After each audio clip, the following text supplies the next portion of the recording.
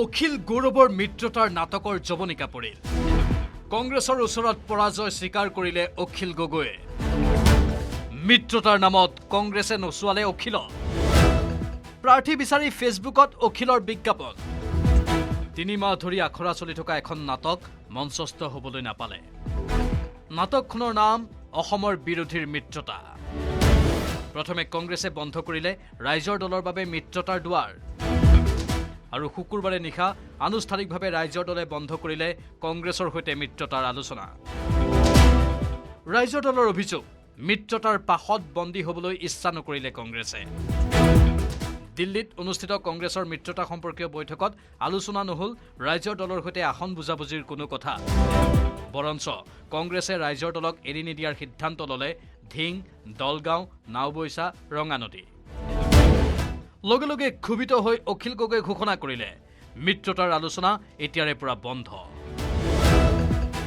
ৰাইজৰ দলে মিত্ৰতা ভংগৰ বাবে লক্ষ্য কৰি ল'লে গৌৰৱ আৰু ৰকিবুল হুছেইনক। ৰাইজৰ দলৰ নেতা আব্দুৰ ৰছিদ মণ্ডলে ক'লে, কংগ্ৰেছে আমাক গোৰ মাৰি গংগাত পেলালে। এই মিত্ৰতা ভংগ হোৱাটো মই কম যে এইটো গৌৰ মাৰি গংগাত পেলোৱা হৈছে।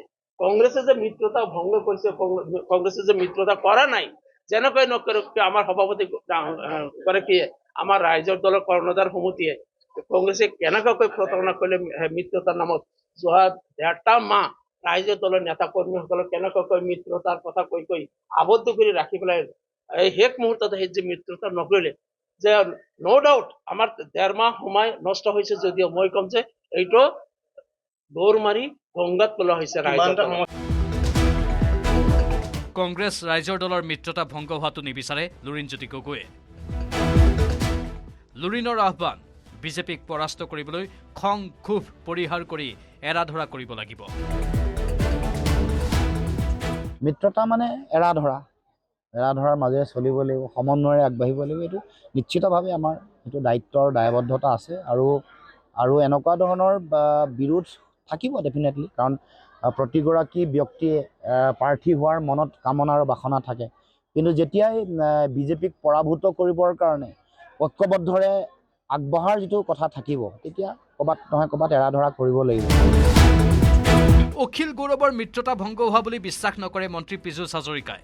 মন্ত্ৰীগৰাকীৰ মতে মনোনয়ন দাখিললৈ নাটক চলি থাকিব। মই বিশ্বাস নকৰোঁ, তেওঁলোকে কথা বদলি থাকে। অখিল গগৈ ডাঙৰীয়াৰ কথা আৰু বদলে। মুখ্যমন্ত্ৰী ডাঙৰীয়াই কৈছে যে যিদিনাখনলৈকে উইড্ৰল নহ'ব, নমিনেশ্যন উইড্ৰলৰ লাষ্ট ডেট নহ'ব, তেতিয়ালৈকে ফ্লিপ ফ্লপ চলি থাকিব।